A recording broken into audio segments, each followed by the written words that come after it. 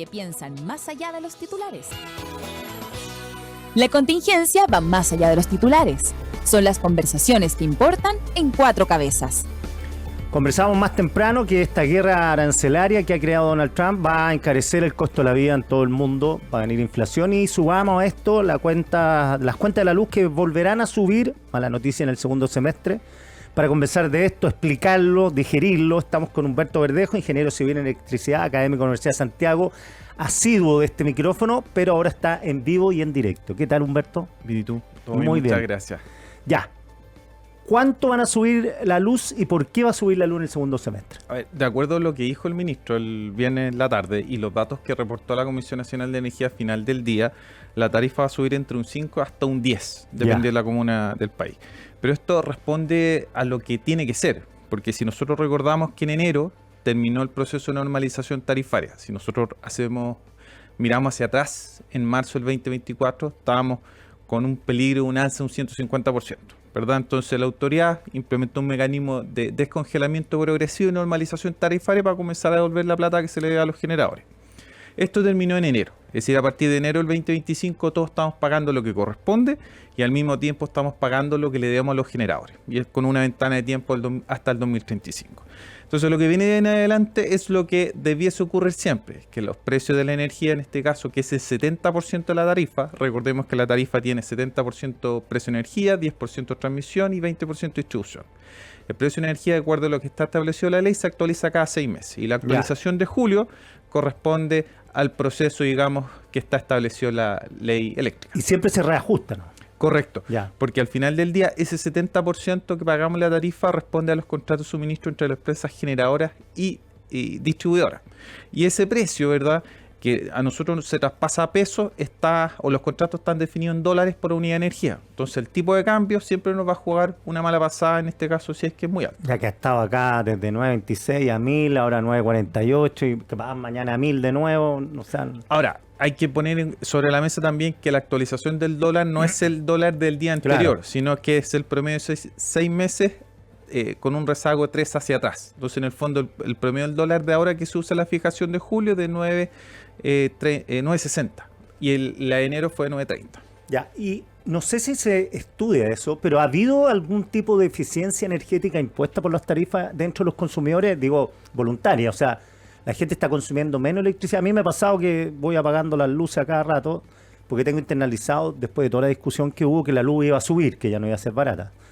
Eso, y lo otro que acabo de decir, ¿es barata la luz en Chile o no? No, al final del día no tenemos ningún tipo de señal de precio en términos de eficiencia energética. Y por otro lado, la autoridad está en una política pública de incentivar la electrificación. En el fondo, que la gente, particularmente el sur, no use leña ni parafina para calefacción, sino use electricidad. Hay casi departamentos que al día de hoy son 100% eléctricos, entonces no tenía la posibilidad de usar ni siquiera estufa ni cocina a gas. Por lo tanto, la señal es use electricidad, pero en términos concretos estamos pagando tarifas muy altas por estos mecanismos de estabilización que no funcionaron del 2019 al 2022. En el fondo, si la tarifa hubiese estado limpia siempre, ¿verdad? Si no hubiésemos tenido estos mecanismos que no funcionaron, la tarifa al día de hoy sería mucho más baja y estaríamos en una pendiente negativa. Pero como tenemos este rezago de deudas que hay que pagar, eso es lo que nos está complicando el día de hoy. Claro, porque durante, como dices tú, 2019 al 2022 vivimos jauja con la luz. Claro, estábamos en un escenario que no era el real. Al final del día estábamos pagando una tarifa, pero nos estábamos engañando a nosotros mismos, porque por eso llegó un momento la autoridad que se dio cuenta y la misma industria dijo, oye, con las tarifas congeladas ya la gente debe 6.000 millones de dólares y eso hay que pagarlo en la tarifa. Entonces, ¿cómo lo hacemos? De un sopetón, 150% de alza, o lo hacemos de manera gradual. Pero también si uno mira la ventana marzo de 2024 a marzo de 2025, la tarifa subió más de un 60%. Que no es 150, ¿verdad? Pero en definitiva hemos tenido una alza súper importante en un contexto en que el Estado te incita, digamos, más que te incita, te induce a usar la electricidad para poder desplazar los combustibles. Oye, ¿qué caja tenían las generadoras para aguantar 6.000 millones de dólares y no cobrarlo? Claro, efectivamente, es uno de los puntos que reclamaron sobre todo las empresas renovables, porque recordemos que una política pública exitosa en Chile ha sido las licitaciones de suministro, que el 2017 en adelante permitieron que muchos inversionistas extranjeros viniesen a Chile a apostar por la energía renovable. Pero eso indudablemente tiene asociado flujos de caja. En el fondo, tú pides un crédito, ¿verdad? Y te aseguras un ingreso, ¿verdad? En el tiempo, a 20, 25 años. Pero si de un momento a otro la autoridad dice, usted no va a recibir 10, va a recibir 5, pero en 20 años más va a recibir 15, entonces indudablemente eso gatilló que muchas empresas del rubro pusieran las alertas porque no tenían cómo seguir financiándose. Claro, y cuando pasa eso, como ocurre en otros países, hay poca inversión en infraestructura.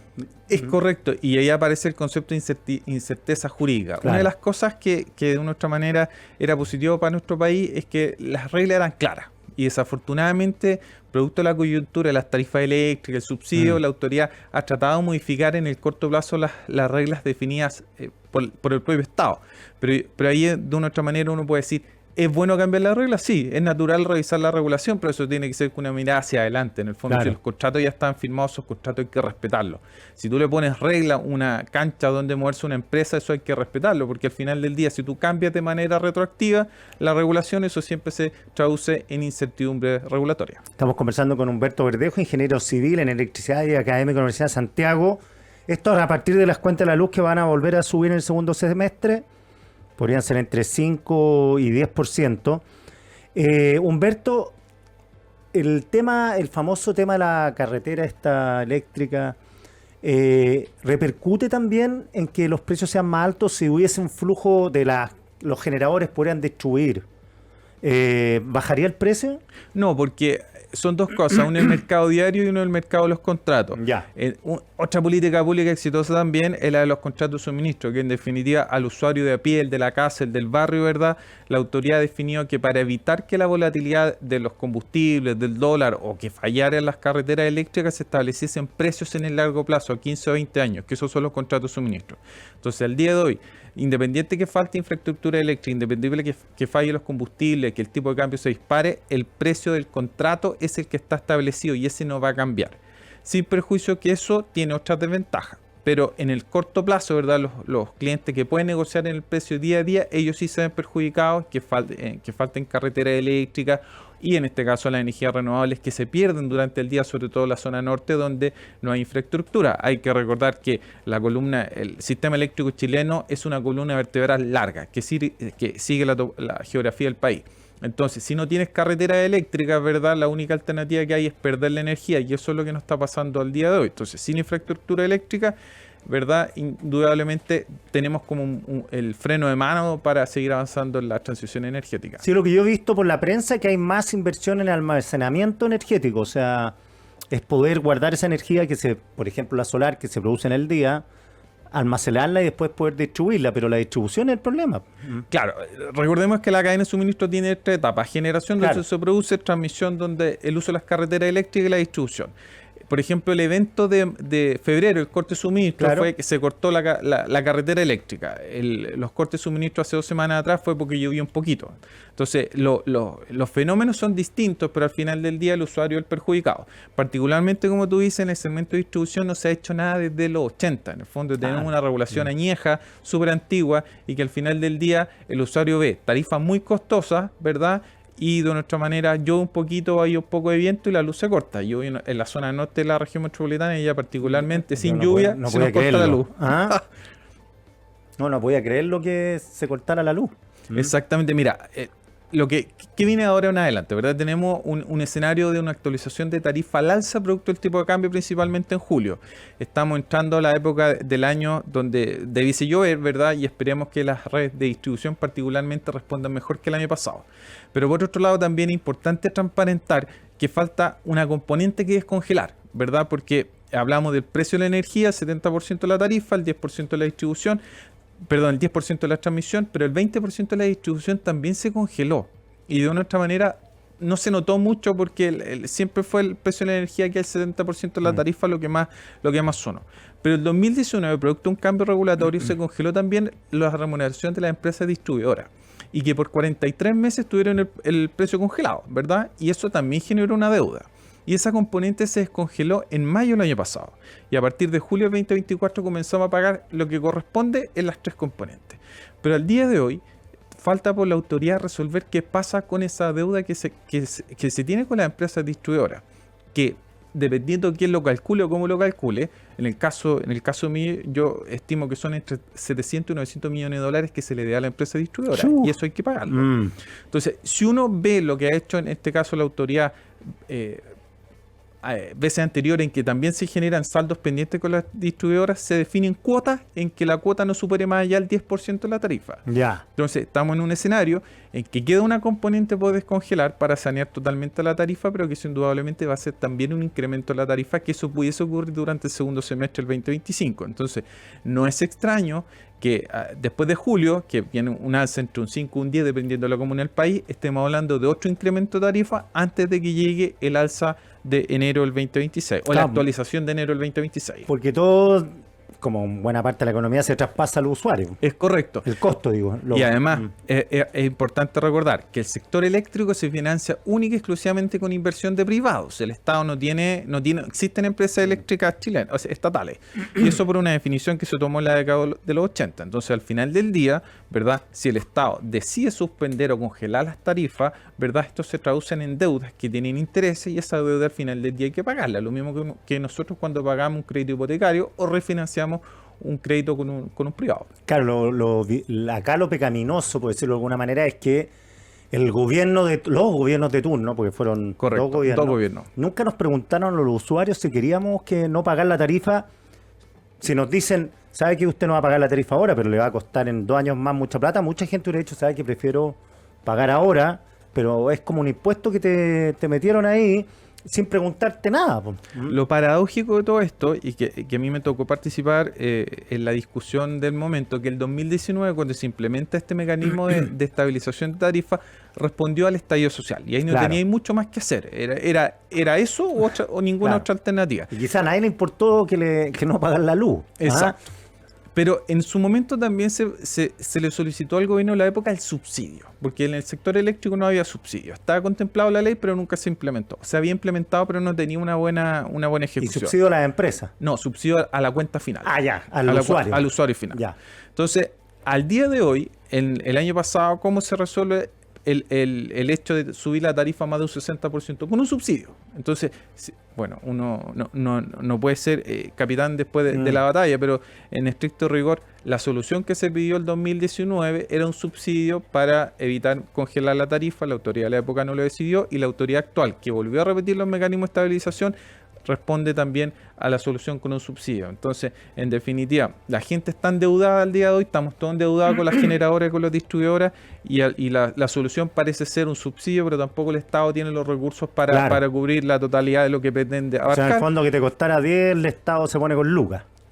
Algo de ese estilo, pero el aporte del Estado es muy poquitito, y sabemos que las arcas fiscales no andan muy bien, por lo tanto, al final del día el subsidio de una u otra manera va a quedar corto. Y ahí es donde la autoridad nuevamente trata de implementar otra política pública para que el subsidio lo financien los privados. Y eso a mí me parece un poco contradictorio, dado que por el hecho que los subsidios son políticas de Estado, deben ser financiados 100% por el Estado y no con aportes de los propios privados. Ya me preguntan acá, ¿cuándo se va a estabilizar el precio? ¿No va a ir al reajuste? Pues no va a bajar. Las cosas no bajan. O se mantienen o suben. Sí, y eso es otra cosa que hay que transparentar. Las tarifas van a estar saneadas totalmente en 2035, siempre y cuando no se haga nada más. Entonces, hay 2 ventanas de tiempo. La primera ventana de tiempo entre el 24 y el 27, donde vamos a pagar harto, ¿verdad? Porque es el periodo donde vamos a devolver la primera deuda. Y del 28 al 35 vamos a devolver la segunda parte de la deuda, pero con un cargo más chiquitito. Entonces, si no se modifica la regulación, las tarifas deben seguir creciendo, digamos, principalmente por dólar y IPC hasta el 27. Del 28 bajan un poquito y ahí se van a mantener relativamente estable al alza hasta el 2035. Y de 2035 en adelante, la tarifa debe bajar de manera considerable. Insisto, siempre y cuando la autoridad no vuelva a cambiar las reglas del juego. Que venga por una revuelta social y de nuevo paren el pago, el alza de la luz. O la misma propuesta que hay el día de hoy, porque en el fondo estamos hablando de un 7%, no estamos hablando de un 20, ni un 30, ni un 40, que fueron las alzas del año pasado. Pero lo más importante es tratar de cómo respetar las reglas del juego, porque si no, al final del día, la gente va a terminar pagando un costo alto en un contexto en que necesita utilizar electricidad, y la gente va a terminar utilizando las cosas más baratas, pero que al final del día son más costosas, como por ejemplo usar la leña y la parafina para calefaccionar, que tiene otra implicancia en términos de salud. Oye, Humberto, tú mencionaste lo de Enel. eso ya está zanjado, porque quedó la sensación que un fulano X apretó mal un botón. No fue en él, fue una empresa Sí, transmisora. perdón, verdad, para ser justo, sí. Pero fue así, o sea que el fulano se equivocó, no sabemos el nombre del fulano, no debe estar muy feliz, no sé si lo despidieron o no lo despidieron, a esta altura ya da lo mismo. Hay dos cosas que tenemos claro. Ya. La falla de febrero, ¿verdad? El 25, yo creo que fue la más grande que ha tenido Sí. nuestro sector. Pero tuvo dos características. Uno, la primera, que nunca estuvo ni siquiera condicionada considerados los planes de contingencia la ocurrencia de una falla tan grande. Eso es lo primero. Ya. Y entonces ocurrió porque efectivamente al parecer hubo una operación indeseada para hacer un... Pero alguien la hizo, Ya, pero porque no es falla técnica, porque a mí no me gusta cuando dicen Exacto. falla técnica, porque la falla técnica no es que se apagó esto, además si se apagara alguien hizo mal algo, alguien, una persona o varias personas, entonces en este caso alguien tomó una mala decisión. Correcto, y que generó una operación deseada. Oye, pero ese compadre, ¿cómo eres dormido? Pero el problema está en que después pasaron todos los eventos que no debieran haber pasado. ¿Y en por el azar? No, nunca por azar. po. Nunca por azar, pero Mm. se dieron situaciones que en estricto rigor no estaban consideradas. Por ejemplo, la falla que ocurrió en esta empresa, digamos, que tuvo esta operación no deseada, según la empresa, si esto fue a las 15:16, a las 16:00 ya estaba todo Ya. dispuesto para reponer el servicio. El señor había arreglado el problema Claro, que había creado. pero cuando el coordinador empezó a subir el automático para que nosotros ¿Ya? tuviéramos luz en la casa, se dieron otras condiciones que nunca se daron. En el fondo, que el sistema quedó a ciega. Y eso significa que todos los sistemas de respaldo, en el fondo, no solamente se nos cortó la luz a nosotros, sino que se le cortó la luz a todos los operadores de la red. Y fallaron los grupos electrógenos, fallaron los sistemas de almacenamiento. Oye, pero qué miedo. Justamente, entonces, por eso te digo que esto fue una tormenta perfecta, porque todo lo que no tenía que fallar, falló. Y eso generó que tuviésemos 8, 9, hasta 10 horas de interrupción en la demora de la reposición de servicio. Entonces, por eso digo que el evento todavía está en investigación, porque esto tiene dos procesos administrativos, en realidad tres. Primero, el coordinador eléctrico, que en este caso es la torre de control, informa a la superintendencia del estudio de análisis de falla, que supuestamente están todos los antecedentes de qué fue lo que ocurrió. Y eso ya pasó. Y ahora la superintendencia tiene un proceso donde va a determinar si hay que planes de mejora, si hay formulación de cargo o derechamente hay multas. Pero en estricto rigor, debido a lo que está en la prensa, lo que se ha conocido, los informes que se han difundido, digamos, por las redes sociales, efectivamente aquí hay responsabilidad de dos empresas. Una, la que metió, o en el fondo, la falla, la operación no deseada. Y segundo, aquella empresa que le falló todo lo que no le podía fallar. Claro, porque lo que uno quedó con temor es que, como este señor que apretó mal el botón, para decirlo de alguna manera simple, pueden haber 10 señores que aprieten mal el botón. Lo que pasa que te tranquiliza, entre comillas, es que luego de que el señor apretó mal el botón arreglaron el problema, pero lo que vino después fue un 1 en 1000. ¿ah? Justamente, exactamente, Ya. claro, porque es como si nosotros tuviésemos un generador en la casa y el generador no partiera. Eso fue lo que le Claro. ocurrió no a una, sino a varias empresas. Entonces, el coordinador, cuando trataba de subir el automático del sistema para tener luz, para que todos tuviésemos luz en la casa, no partía, pues. Entonces se volvía a caer, se volvía a caer, se volvía a caer. Y todos los protocolos de recuperación del servicio, porque el coordinador, al ser la torre de control del sector eléctrico, tiene un plan de recuperación del servicio. Pero en este caso y en esta oportunidad, todo falló. En el fondo, Es como un ataque cibernético. Digo, es como, no estoy diciendo que fue un ataque cibernético, no. Esto fue menos sofisticado, pero es como un ataque cibernético, o sea, es sistémico.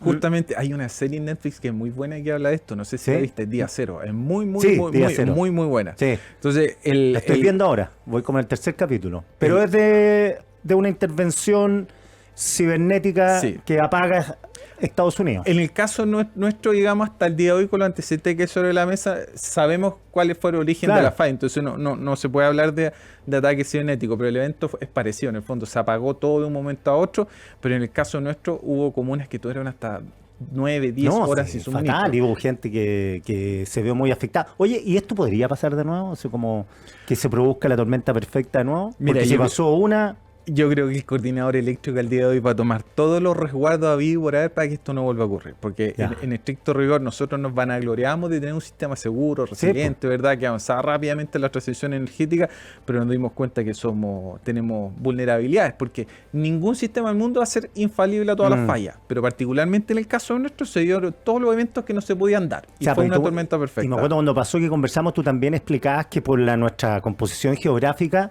claro, es compleja porque es como la ruta 5 Norte, te cortan un pedazo y los buses que son la distribución no pueden pasar y la gente queda aislada.